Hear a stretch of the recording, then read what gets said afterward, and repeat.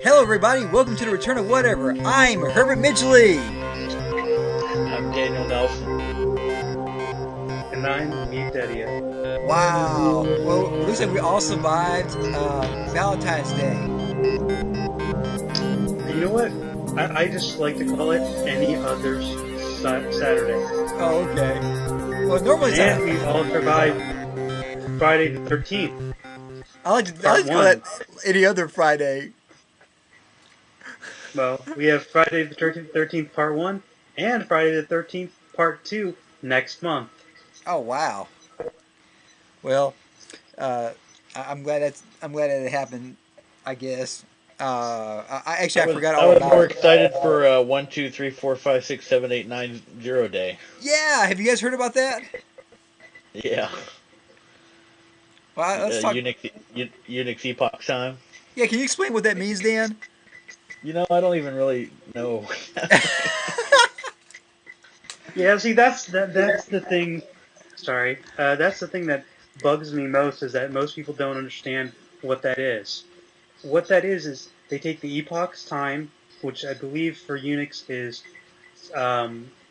January 1st, 1970, convert that to a long integer, which is a what is it? 1 to the 64th, or sorry, 2 to the 64th power integer value, and um, and then every I think microsecond from there is what you actually store time as. I believe that's what it is. So back in 1970. But it annoys me that so many people were making such a big deal and didn't understand what it was.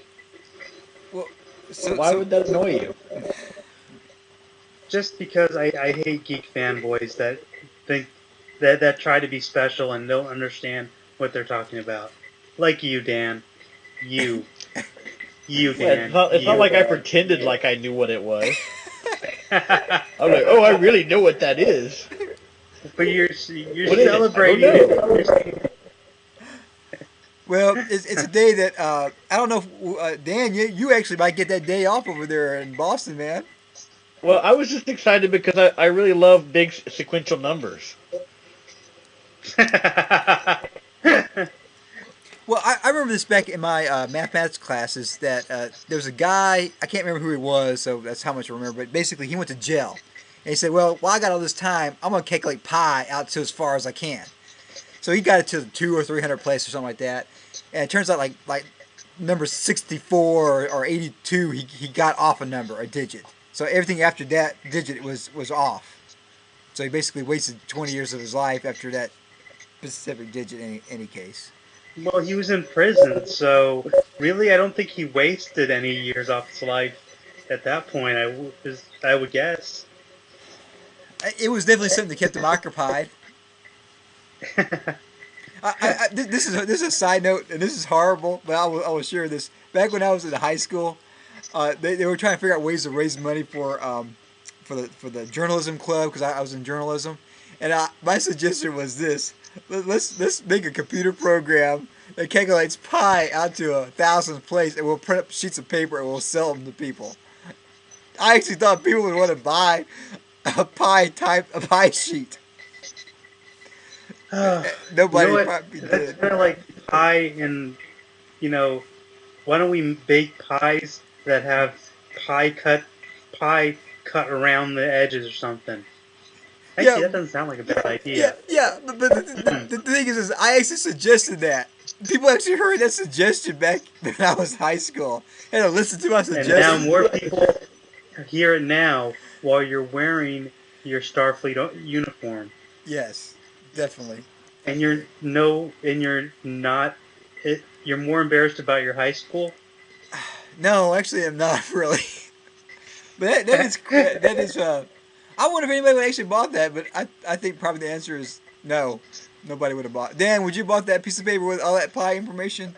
Now again, this is before we had really like software easily defined to make pi, to calculate pi.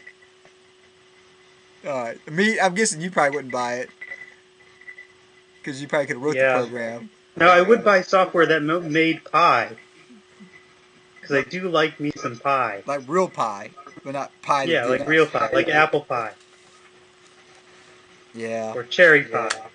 I do like pie. Well, I find it fascinating that 314 Pi Day. That's the day that's Einstein's birthday. Did not know that. It's just one of those happy coincidences, I'm sure, that happen throughout space and time. Well, friends, who has a great link they want to share with all our friends out there in Return of Whatever Land? I don't have a great link, but I do have. Um, we did get a user feedback asking us to talk about was it the differences between MacBooks, MacBook Pros, and other laptops in education, I believe. Cool. Now, Actually, I've got it up right here, so I can go ahead and actually quote it. And on Twitter, Anonymous Lives asked, "I'd like you to see you guys talk about MacBook Pros versus MacBooks versus other laptops for artistic and educational purposes." In response, we asked him what his usage would be, and he then again responded, "I'd be using it for video editing, making videos, creating music and music programs, Photoshop, storing pictures, and the internet." cool. Well, as we're getting Dan get back online, I know that you have dealt with a MacBook, right? Yeah, I've dealt with, and I also use a Dell laptop for work environment. Now, Dan, you dealt with a MacBook too, right? I have a MacBook Pro. Oh, you have a MacBook Pro. Have you dealt with a MacBook at all? I've not used. Well, no, I have used one a couple in lab situations. But that's about it. Okay, I've used both a MacBook and a MacBook Pro in education. If you don't mind, I'll go first, if that's cool. Well, there's not really that much difference is there between a MacBook and a MacBook Pro other than power, right? My opinion is this: for the best bang for your buck, MacBook. The MacBook Pro uh, basically has a better video card. Okay, again, we're using this for education. We're not using this for gaming, and even for cutting films. The MacBook is fine because I've done a lot of editing on a MacBook. Uh, I mean, if you got the same amount of RAM in both machines, the MacBook is lighter. The MacBook doesn't heat up as much. Um I kind of liked having the CD on the side instead of up front. If you're going to burn DVDs or CDs. The one positive thing about the MacBook Pro, if you have one of those SK, what's that slot called? I can't remember the name of it now. SKS slot. I can't remember the name of it. It has that built in. The micro PCMCIA ones? Yeah. Is that what it's called now? I mean, it's.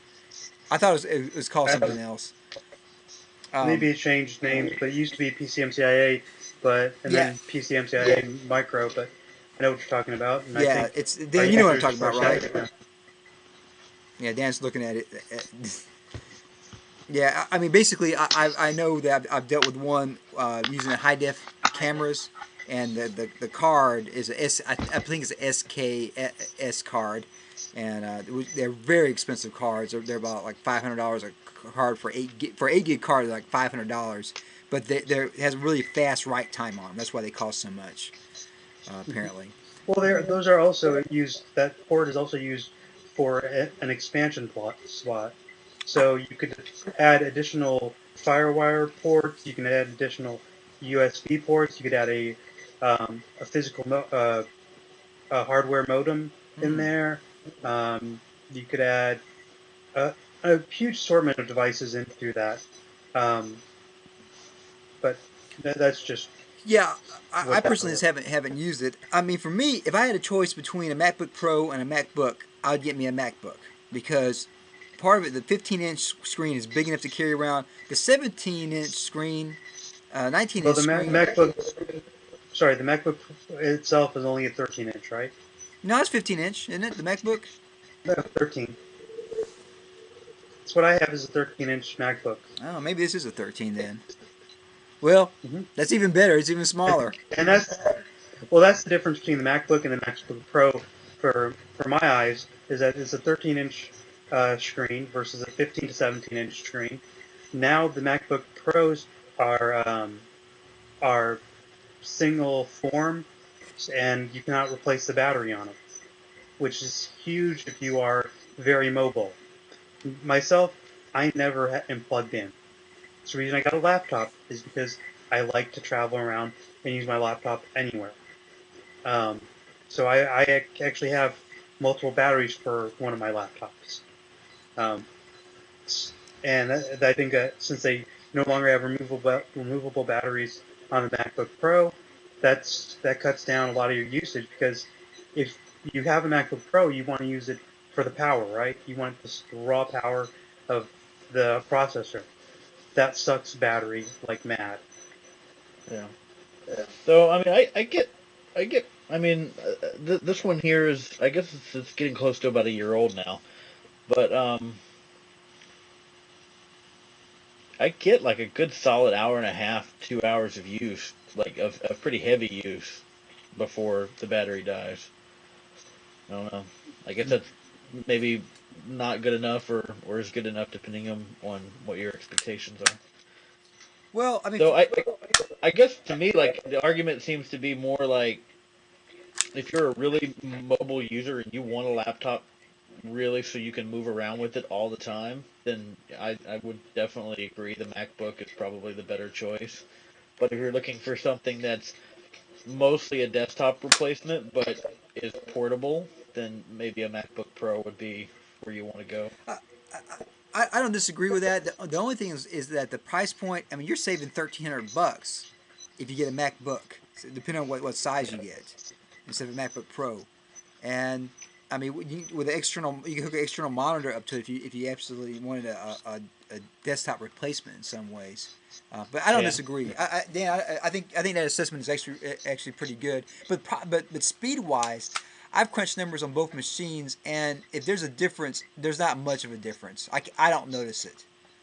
And Yeah. this is cutting video. Um, uh, And I have a question. Is this using the Final Cut Pro software or is this using the iMovie software that you're referring to? both. I've used both on them. I've used Okay, Express on are both. both of them on both platforms? I've used Express on both, and I use iMovie on both, and I honestly can't tell a difference in speed Mhm. wise and rendering time. Yeah. Now that might just be And my case. from a systems admin point of view, and of course this is on the PowerBook Pro, but on the MacBook Pro, um, I use Parallels a lot to do a lot of like virtual machine stuff, and it runs that pretty decently. I don't know. I've never really tried it on a MacBook though. That would be a good, interesting comparison. Have you Well, have you used Boot Camp trying to use some of that stuff, Dan, or since you got I Parallels, you do just I do use I use Boot Camp um, for Windows, and then I have a bunch of Linux virtualizations. you have Ubuntu? A what? You have Ubuntu? I actually, yeah, I do. That seems um, to be the popular choice. Well, I like it because um, it's simple. I mean, it's like a whole nother episode, I guess. But I like it. I like the philosophy behind Ubuntu, and it definitely has its place. And and I like that of all the distributions out there, it's the most user friendly that I've ever experienced. Like in terms of uh, uh, somebody who is only a beginner or moderate Unix Linux user. Well, I believe that's the distro that's on some of those ASA computers, right? The little netbooks. um, No. I don't okay. know. Well, I wanted to bring this back into the topic because here we did talk a lot about the Macintosh, but we didn't spend any time on the PC side of things. Um, for educational purposes, I would say that the PC has a point. There's a good point of view for the PC because let's just be honest with you. Most universities and most classes require um, require usage of Microsoft Office or Office tools, such as Word, Excel, PowerPoint, and sure they've got Macintosh versions that are what do they? What's the newest version on that Oh, it's now? it's it's, it's like last year or a year before that. It's like it's within 2 years. Okay, but is there a direct correlation where you could take the Office document on the Mac and directly port it over to the PC? Hmm. I've never had Okay, any problem with it. We do it all the time in my office. okay. Well, Excel and Word. yeah, and And actually, I've done some PowerPoint stuff as well, and those translate pretty well as well. those are the only concerns I'd have.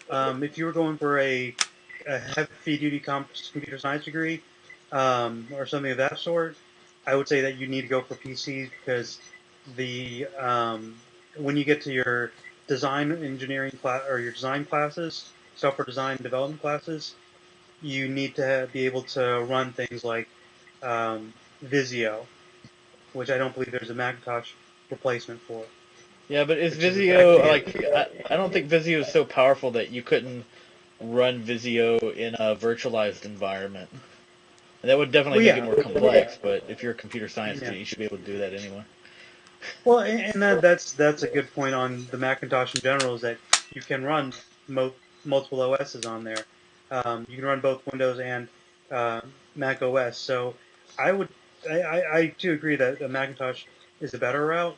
What I would suggest to anybody who gets a Macintosh um, for educational, artistic, or other other purposes, get the Macintosh with the base amount of RAM, then swap it out and put the max RAM you can in there Yeah, I don't because that's disagree. what you're going to use. A minimum two Um, gigs. A minimum 2 gigs. If you do more, that'd be great.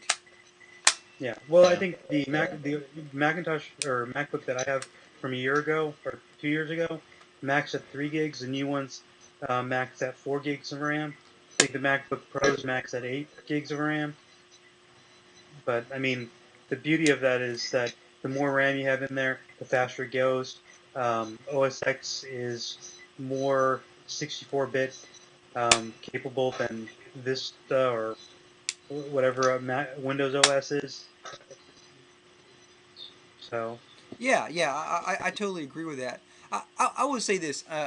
Even though I'm a Mac guy, a computer's a computer's a computer. It truly, it really is. Anything that you need to do on both sides, you can do. But there's enough software on both platforms to do pretty much everything.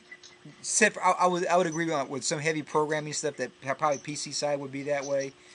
Um, Economical ones. I mean, when I go to even some of these big chain stores, uh, they have laptops for 350 and change and whatnot. And those mhm, 5 years ago, I mean, I would have been killing for one of those computers back then, man. The power of mhm. the power of those $300 the cheap laptops today. So really, for most things, for most people in education, and even if you want to do some creative stuff, an economical $300 $400 laptop uh, from any of the big providers will be fine, in my opinion. If you put enough RAM in Well, them, you'll be all right. and you know what? I would even suggest. I mean, how much is a copy of Windows? If you don't get an educational discount, of course. I don't know, is that 150 I don't know. bucks? Yeah, Something like I don't that? think I've I ever mean, bought one. so get yourself a cheap Windows desktop that has all the software and everything loaded, or not desktop, but laptop that has everything loaded, and then get yourself a cheap MacBook. It's about the same price.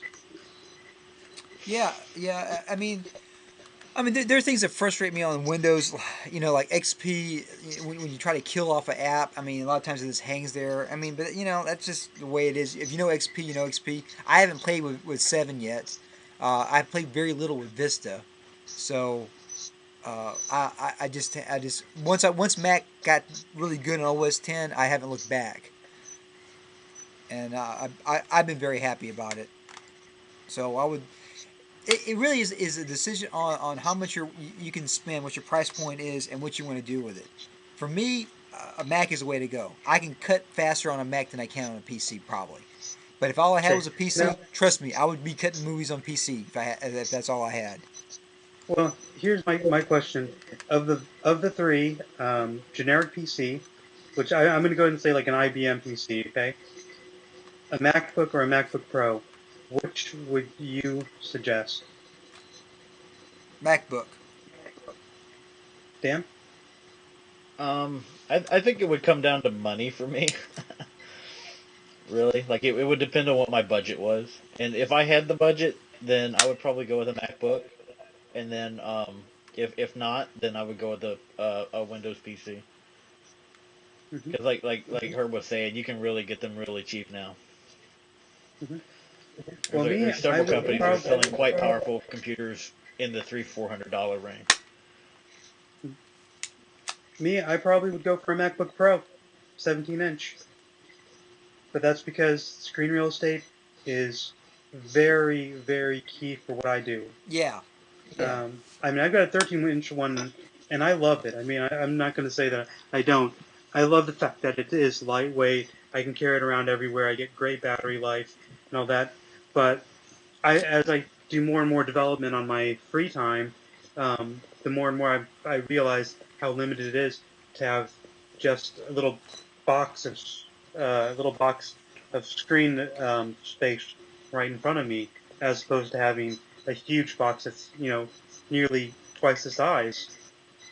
Well, And plus, Yeah. I'm used to having two 22-inch monitors in front of me in the office, so you have two of I'm them. used to having a lot of space. Sorry? You have two monitors. Yeah, I got dual monitors at the Yeah. office because it's easier because then you have one for your code, the other for your views and your other stuff. Well, So I have a I like screen real estate. I have several friends that do the same thing when they're cutting. They have two monitors for their cutting, and I'm sure it'd be great to have it. I just have adapted to be able to use a smaller screen, and for me, I'll take portability over the convenience of a bigger screen right now. If I was doing a Mhm. full length feature, I probably would want to have five screens in front of me. Yeah. Yeah. All right, I think we covered this topic. So again, please send us some more questions or comments or things that you would like us to talk about. Use our brains. Or at least give us topics to talk about because, man, it's hard to find these topics sometimes. Speaking of topics, we have the next topic. I think it should be is a Dan topic. So Dan, I'll let you introduce it. Yeah, it's why I love make and or how to make booze. What? Do you guys do you guys follow Make at all? Like the Make blog or Yeah. Make magazine or any of that stuff? Or the I Make I, I just podcast. I love Make. I mean I love the idea of just doing these like great projects and learning this stuff and this is something I've been wanting to do for a while and I found a great thing on Make on how to brew hard cider. And I'm gonna do this. I actually went out last this weekend, Friday, and I bought all the stuff I need to brew 2 gallons of hard cider. You gonna YouTube it? I don't know. I don't know what I'm gonna do. Maybe me Eh, drinking it, no, I mean but Well, hey, you should make a video of you doing this, making it and whatnot. well maybe I'll do something. I didn't really think about it, All but right, well maybe you can do it the make first sure time you first, and then the second time you do it, you can videotape it because you know what to do at that point. yeah, make sure you heavily sanitize. That's the big thing yeah. I've heard from everybody who I know who brews their own sodas, their own um, alcoholic beverages, their own wines, beers, whatever. Um, heavily sanitize all of your equipment and make sure to follow the directions. If it says keep it dark for a month, keep it dark for a month. All right. Well, Make's also the one that shows you how to take a DVD and make like a laser, right? They can burn through junk, like burst Yeah. balloons. I don't know if that was Yeah. a make or not, but maybe. I think it I was. think Make also Make is just a great magazine, and they definitely have a lot of great What? information, and it's just fun to learn. I mean, you go and learn by project. Well, I'm going to say this. I remember I was riding back from a conference with a couple of my colleagues, and I made a comment saying, I really wish TV was educational. That we would have more of the PBSs or the Discovery channels or Learning channels or that type of stuff on there. And one person made a comment. Well, if it was going to, if there was a demand for it, then it would be on TV. It would be successful. They would be all over the place. And what really has happened now is that on demand, people want to be educated, but they don't want to wait for it to come up. They want to watch what they want to watch at that moment. And you couldn't do that with Yeah. traditional TV before. But now with the YouTubes and the make video sites and all that other stuff, if you want to learn how to make cider, or if you want to learn how to make a laser or whatever, you can do that on demand now. And so that is the educational dream that I've always had. That I wanted to have it where, okay, whatever I want to learn, I want to be able to learn right right that second. Hmm. And Yeah. Well, before a couple of years ago, we couldn't do that. in the same vein as the magazine, there's a great website out there who also does another podcast or vidcast called How Stuff Works, and I love that site because they Yeah, go it's a into good one. great detail. Whereas make is about kind of making your own projects. To learn how stuff works tells you how things work, and they really do a great job. So if you ever, like, I think at one point I wanted to know how flash memory worked, so I just looked it up and found out all the details behind how flash memory really works on the Well, internals well, What I and also how it really like about how stores things the work is data. that they have a lot of fictional stuff on there as well. They have like how lightsabers work. Oh yeah, yeah. well, like today, I'm waiting for one of you guys to go. But lightsabers are real. yeah. The other thing like today, I was teaching in one of my classes, which will remain nameless, and I asked the students in there if anybody knew what happened in 1066, and they looked at me like, "What?" I'm hoping you guys know what happened in 1066. Wait, William the Conqueror The Norman conquered invasion, right? England. William the Conqueror was a Viking, by the way, Yeah, yeah, and that changed grandson history. of a Viking. And I'm just really. This is another topic that we'll talk about. Maybe it's pure educational technology one, but it's understanding the history that I think that if I learned that from my humble beginnings, and I knew about 1066 since I was in high school, maybe even maybe even junior high, not elementary, but I don't know. Any case, so if you don't know what 1066, the cool thing now is you can type in 1066 into Google and read about it. So anybody that doesn't know about 1066, go look it up on the internet and use it and put the education. And I should make a video about. You know what? I think I will. I think I will make a video about 1066. Maybe tonight in my Star Trek outfit. That'll learn everybody. Power of the internet. Well, me, did you have any other topics you want to talk about? Uh, actually, I'm gonna steal uh, one of Dan's topics maybe here, You don't because I mind. You think, don't mind Yeah. sharing. or actually, you know what, Herb, it is your topic time. So your topic, go for it. Well, we already talked about the date that I didn't understand what it was because I'm a fanboy and I really don't understand anything about it. About the 1, 2, 3, 4, 5, 6, 7, 8, 9, 10, 0 day. I put this up here just for grins. The electronic cigarette. Have you guys heard about that? No, No, dude. I What's haven't it all heard of about? that. Okay, apparently in the UK, they sell this electronic cigarette. It's like $60, and what it does is it's basically the cigarette part is basically a battery where the filter is at. You put in nicotine drops or something like that, and basically it's a smokeless cigarette. And you know how a lot of Oh, places have it where you can't smoke inside. I'm sure back east is probably nowhere. In Texas even, I never thought in Texas that they'd have it where you couldn't smoke in bars, but yeah, they have it now. Uh, that this is apparently you can smoke this anywhere because it doesn't put off secondhand smoke. And I saw one. I was in San Antonio this week. I saw one at one of the malls, but he was wanting $150 for it. And I saw that you can buy it online for $60. So um, not that I'm advocating smoking by any means, but I just kind of find it fascinating that technology is now that you can actually smoke a fake cigarette in a lot of ways. Hmm. In a bar where they have no smoking. I'm sure that most people, because the guy actually smoked it there in front of me, in front of a group of people, and smoke was coming out of his mouth, but the cigarette itself didn't put off any smoke. So, Huh. Interesting. I mean, I don't smoke, never have. At this juncture, I guess I never will. Um, but I just think it really is fascinating that most of that cigarette is the battery, and it takes like 10 hours to charge the battery up. So if you get your fix for a cigarette, you better make sure you have your battery charged up with your cigarette. Kind of like a laptop. You need your internet. Gotta have your laptop charged. Yeah. So any case, those apparently are taken off because all these smoking bans are going into effect. And I'll say this: when I go play in places where they had smoking and whatnot, I'm very happy now. I can go in there and not have to change my clothes because I used to have two sets of Hmm. clothes for the bar where there's a lot of smoke, and my regular clothes, and my good clothes I didn't ever took to the bar. But now I can wear my uniform if I want to. I'm sure that'd be quite popular. Eating all I can eat. Uh, maybe. I Maybe. can pull it off in Nacogdoches.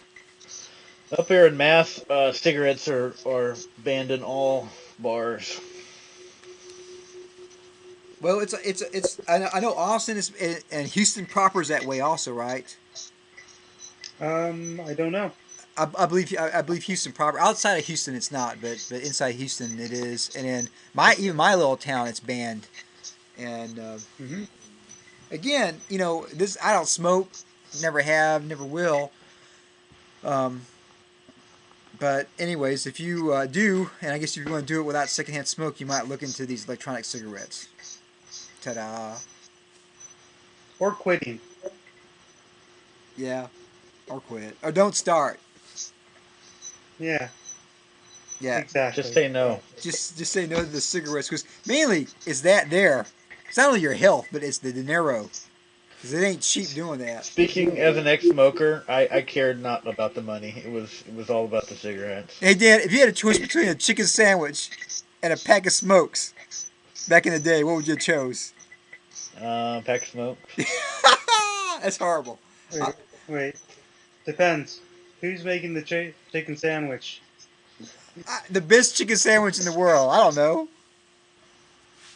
Dan, pack of smokes. I guess it depends on how hungry I was. All you had four. You had $5 and that's it. That's all you had. You didn't have any more. Anyways, you can play those games forever.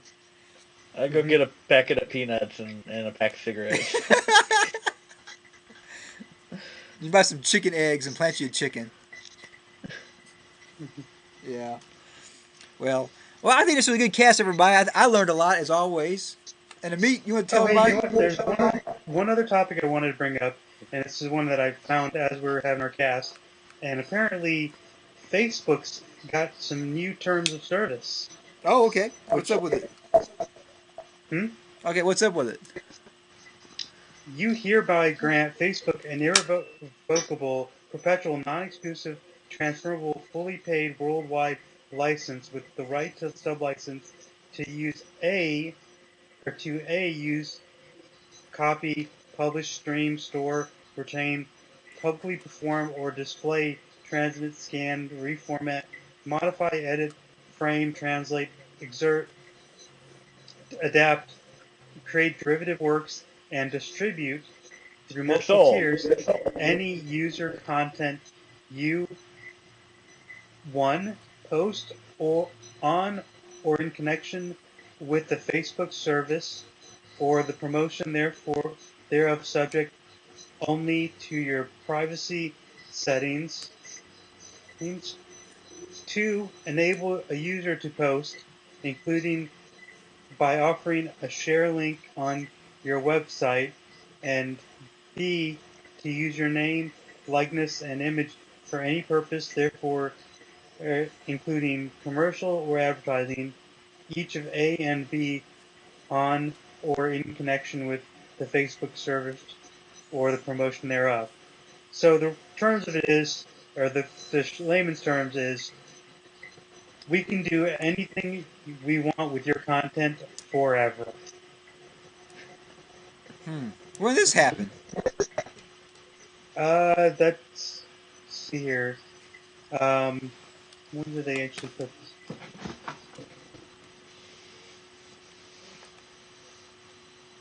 Oh, and if you remove your content from the site, then it applies. But I believe it happened recently, like as in today, maybe, Well, which is February 15th.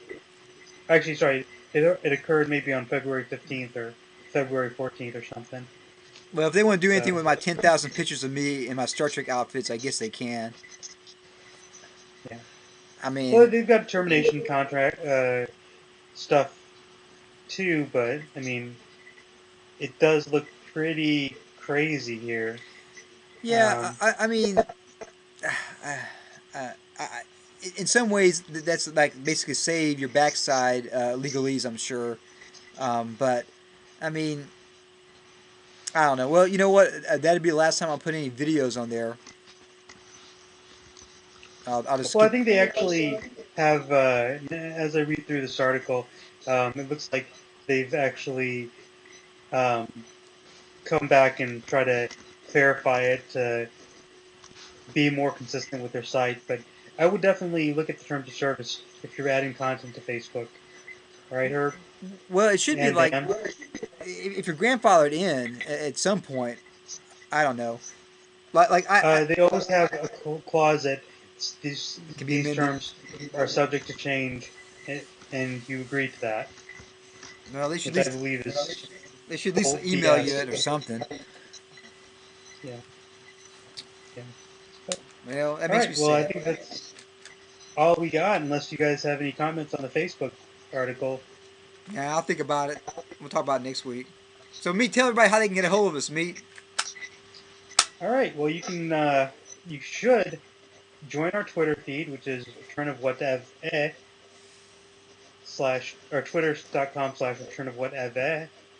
But if you don't want to do that, you can also send us an email at returnofwhatever@gmail.com or go to the website, which is www.returnofwhatever.com, or join our Facebook group, which is owned by Facebook apparently, um, which is called Fans of Return of Whatever. Including anything that's ever been linked to by Facebook. So right, so that means they own like the internet. They own Well, Google. I think that there's like a small country in or a small area of Papua New Guinea they don't own yet, but they're getting there. They're still working on the international markets. Anyway, please feel free to contact us on any of those formats. We do check our email, we do check our sites, we check everything.